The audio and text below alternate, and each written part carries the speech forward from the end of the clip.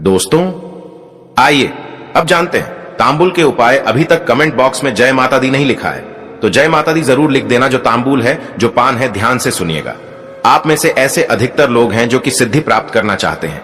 इसी की मैं जानकारी बताना शुरू करूंगा। 3 से 4 इसके प्रयोग बताऊंगा। आप में से ऐसे अधिकतर लोग हैं जो कि सिद्धि प्राप्त करना चाहते हैं, सिद्धि प्राप्त नहीं कर पा रहे हैं। सिद्धि प्राप्त करने में बहुत सारी समस्याएं आती हैं, या फिर मंत्र में बीच में किसी भी प्रकार का जाप करते हैं, उसमें खंड हो जाती है, खंडित हो जाती है।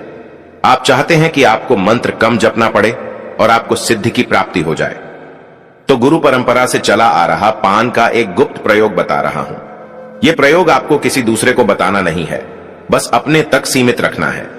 इस प्रकार की जो अमूल्य जानकारी होती है, यह अपने तक सीमित रखनी चाहिए। लेकिन मैं आप लोगों को, क्योंकि आप में से अधिकतर लोग मुझे गुरु मानते हैं, इसलिए मैं आप लोगों को इस प्रकार की जानकारी बता रहा हूं।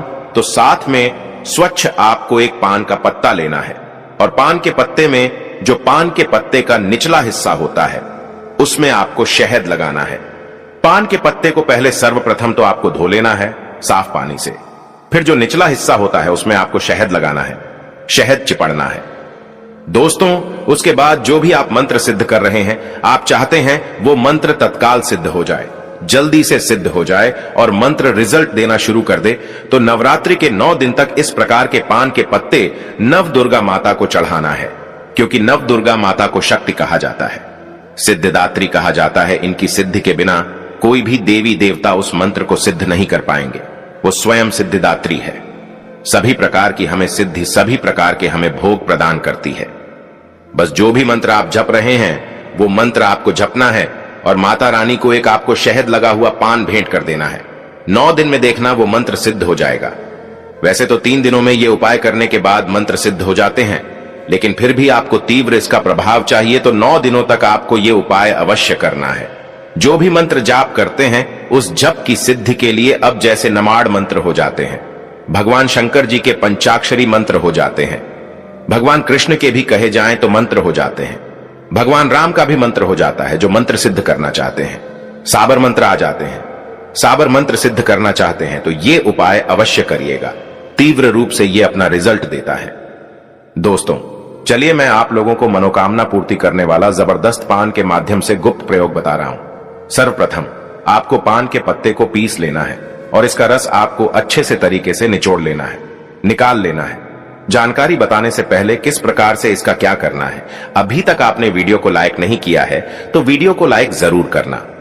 कमेंट बॉक्स में अभी तक जय माता दी नहीं लिखा है तो जय माता दी जरूर लिखना। तो पत्ते का आपको रस निकाल लेना है और इसके रस से भोजपत्र में आपको मनोकामना लिखनी है। एक कोई भी आपको मनोकामना लिखनी है और इसे आपको नवरात्रि में माता रानी को चढ़ा देना है। मात्र 1 महीने के भीतर में आपकी वह मनोकामना पूर्ण हो जाएगी। जबरदस्त ये पावरफुल प्रयोग है, क्योंकि पान को साधारण मत समझना। इसके बारे में कभी मैं आप लोगों को विस्तार से बताऊंगा कि पान की जड़ में कौन सी शक्ति समाहित होती है, पान को देवी स्वरूप क्यों कहा गया है। इसके बाद मैं आप लोगों को इसका तीसरा प्रयोग बता रहा हूं। तो आप में से अधिकतर लोग हैं जो कमेंट करते हैं कि गुरुजी हमारे घर में लड़की है, हमें पुत्र चाहिए, इसके लिए हम क्या करें। तो पान में गुड़ डाल करके, ध्यान से सुनिए, पान के पत्ते में गुड़ डाल करके गौ माता को खिला देने से संतान की प्राप्ति होती है, यानी कि आपको पुत्र की प्राप्ति होगी। पुत्र की प्राप्ति के लिए अगर आप ये उपाय करते हैं तो 100 वो फायदा आपको देगा, आपको पुत्र की प्राप्ति होगी। दोस्तों, आप में से बहुत सारे लोग बोलते हैं कि गुरुजी हमें आकस्मिक धन चाहिए। आकस्मिक धन क्या होता है? जैसे कि गिरा हुआ धन प्राप्त होना, अचानक से लॉटरी लगना, तो उसे हम आकस्मिक धन कहते हैं। तो माता रानी को क्या चढ़ाए? तो पान के पत्ते में शक्कर डाल करके, ध्यान से सुनिएगा, पान के पत्ते में शक्कर डाल करके अगर नवरात्रि के किसी भी दिन नव दुर्गा माता को भोग स्वरूप आप भेंट कर देते हैं, चढ़ा देते हैं, तो इस उपाय से हमारे धर्मशास्त्र भी कहते हैं, इस उपाय से बिल्कुल ही आकस्मिक धन की प्राप्ति होती है। वो धन आपको किसी ना किसी माध्यम से मिलेगा। वो आपके कर्म पर भी निर्भर करता है। अगर आपके कर्म अच्छे हैं तो आपको ज्यादा रकम भी मिल सकती है। मैं आपको पान का अंतिम प्रयोग बता रहा हूं। आप में से बहुत से ऐसे लोग हैं जो बार बार हमें बोलते हैं, गुरुजी हमारा जो घर है भारी भारीपन लगता है, हमारे घर में बहुत बड़ा तंत्र विकार कर दिया है, तंत्र बाधा कर दी है, ऐसा हमें प्रतीत होता है। तो इससे बचने के लिए नवरात्रि में कोई उपाय बताना है। इस प्रकार से आप लोगों के बहुत सारे कमेंट आए थे, हमने रीड करके देखा है। तो आपको पान में, कितने पान में आपको एक बताशा डालना है, ध्यान से सुनिएगा। पान में आपको एक बताशा डालना है और एक मैं माता रानी का बीज मंत्र बता रहा हूं। यह बीज मंत्र बोलते हुए पान में आप बताशा डालेंगे और इसे आपको आग में जला देना है, या गोबर के कंडे की आग भी बना सकते हैं। दोस्तों, हिलिन हिलिन, ये आपको कितने हिलिन, आपको 21 बार बोलना है। हिलिन नहीं, ये आपको हिलिन बोलकर के इसे आग में जला देना है।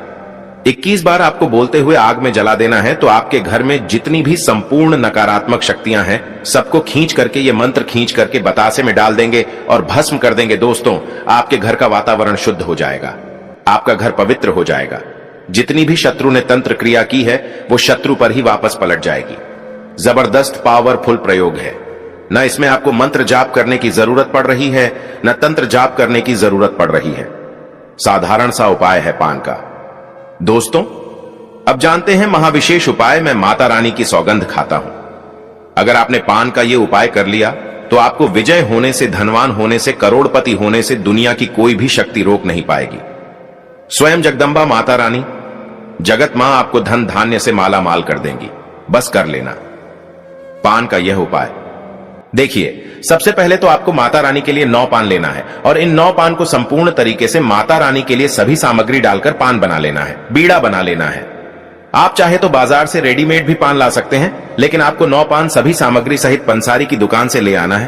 पान को बनवा लेना है और हां, हर एक पान में लौंग और एक एक इलायची जरूर डाल देना। दोस्तों, अब आपको क्या करना है वह हम आपको बताएंगे, तो वीडियो में अंत तक बने रहना। देखिए, अब जो आपने 9 पान लिए हैं, इन्हें आपको नियम के वृक्ष के नीचे में वहां पर आपको रखाना है। माता रानी को अर्पित कर देना है, माता वैष्णो को अर्पित कर देना है। पान अर्पित करते समय मां का जयकारा अवश्य लगाएं। मन में बोले अपनी सभी इच्छाएं और 108 बार यह मंत्र जरूर बोले। AUM ही क्लीन चामुंडाय विच्चे। यह मंत्र आपको हर हाल में बोलना है, नहीं तो जो आपने पान अर्पित किए हैं उसका फल व्यर्थ चला जाएगा। मैं माता वैष्णो की सौगंध खाता हूं। आप विशेष तौर से महाधनी हो जाओगे। कंगाल व्यक्ति भी करोड़पति हो जाता है। दोस्तों, खासकर नवरात्रों में माता नव दुर्गा की शक्ति नियम के वृक्ष में आ जाती है। माता दुर्गा मां जगदंबा काली माता की समस्त शक्ति नियम वृक्ष में होती है और 9 देवियां नियम के वृक्ष में अपना स्थायी निवास बना लेती हैं। खासकर नियम के नीचे माता नव दुर्गा का वास होता है। इस समय जितना ज्यादा हो सके नियम वृक्ष की सेवा करें। नियम के वृक्ष में स्वयं शक्ति स्वरूपा देवी महाकाली का वास होता है, माता वैष्णो का वास होता है, शक्तियों का वास होता है, ब्रह्म का वास होता है। दोस्तों, यह उपाय करके आज हम भी महाधनी हो गए हैं। हमारे घर में धन दौलत की कोई भी कमी नहीं है। आज मेरे पास भी गाड़ी, बंगला, बैंक बैलेंस सब कुछ है। मात्र ये उपाय करने से कोई भी गरीब नहीं रहता, बस मन में सच्ची श्रद्धा होनी चाहिए। दोस्तों, एक और पान का उपाय बता रहा हूं। संतान प्राप्ति हेतु अगर कोई भी स्त्री माता रानी को 21 पान में एक बताशा डालकर तथा 2 लौंग, 1 सुपारी, 1 हरी इलायची अगर माता रानी को अर्पित कर दें तो उसे संतान की प्राप्ति हो जाती है। आप अपने घर में बने मंदिर में माता रानी को पान अर्पित कर सकते हैं या बाहर मंदिर में भी 21 पान अर्पित कर सकते हैं, लेकिन याद रहे खाली पान अर्पित मत करना। पान के ऊपर लौंग, बताशे, इलायची तथा सुपारी जरूर डाल देना। फिर देखना आपके घर में एक नन्हे मुन्ने की किलकारी आपके आंगन में गूंजेगी, आपकी गोद में खेलेगी, एक संतान आपके घर में उत्पन्न होगी और जो मंत्र अभी हमने आपको बताया था वही मंत्र 108 बार बोल देना। आपकी मनोकामना अवश्य पूर्ण हो जाएगी। और ये बात हम आपको कॉपी पर लिख कर भी दे सकते हैं। ये कोई हवाई बात नहीं कह रहे हैं हम, यह बात हम साक्षात कॉपी पर लिख कर दे सकते हैं।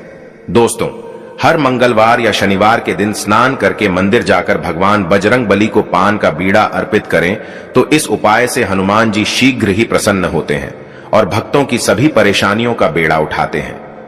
रविवार के दिन पान का पत्ता लेकर घर से बाहर निकलने से रुके हुए सभी कार्य संपन्न होने लगते हैं। दोस्तों, शास्त्रों में कहा जाता है कि पान के पत्ते पर कपूर रखकर नवरात्रों में माता रानी की आरती करने से घर की नकारात्मक ऊर्जा खत्म हो जाती है और घर में खुशहाली आती है। हालांकि पूजा के लिए पान के पत्ते खरीदने से पहले इस बात का ध्यान रखें कि उसमें छेद अथवा कटाफटा ना हो और पत्ते सूखे ना हो। वरना इससे व्यक्ति की पूजा पूर्ण नहीं होती। पान के पत्तों को ताजगी और समृद्धि का प्रतीक माना जाता है। स्कंद पुराण के अनुसार पान के पत्तों का उद्भव समुद्र मंथन के दौरान हुआ था। पूजा में पान के पत्तों का इस्तेमाल इस मान्यता के आधार पर भी किया जाता है कि पान के पत्तों में देवी देवताओं का वास होता है, निवास होता है। पान में शक्तियां होती हैं, ऊर्जाएं होती हैं। जो मनुष्य माता रानी को पान अर्पित करता है, उसके घर में धन संपदा तथा उस व्यक्ति को अष्ट सिद्धि और 9 निधि की प्राप्ति होती है। दोस्तों, अगर आपके ऊपर किसी कारणवश पाप लग गया है, दोष लग गया है, तब ऐसे में पान का दान करें। ऐसा करने से व्यक्ति को पिछले और इस जन्म के पापों से छुटकारा मिल जाता है। ऐसे में किसी भी दिन किसी गरीब को पान का दान करने से लाभ होगा। पान का पत्ता नकारात्मक ऊर्जा को दूर करके सकारात्मक ऊर्जा को बढ़ाने का काम करता है। इसलिए अगर किसी व्यक्ति को नजर लग गई है तो उसे पान में गुलाब की 7 पंखुड़ियां रखकर खिला दे, नजर आसपास भी नहीं भटकेगी। तो आशा करता हूं पान संबंधित जितनी भी नवरात्रि में किए जाने वाले उपाय बताया हूं, ये उपाय आपके जीवन में कल्याणकारी साबित जरूर होंगे, मंगलमय साबित जरूर होंगे। और हाँ, वीडियो अच्छी लगी हो, जानकारी अच्छी लगी हो तो वीडियो को लाइक कर चैनल को सब्सक्राइब जरूर करिएगा। और कमेंट बॉक्स में जय माता दी नहीं लिखा है तो जय माता दी लिख दीजिए।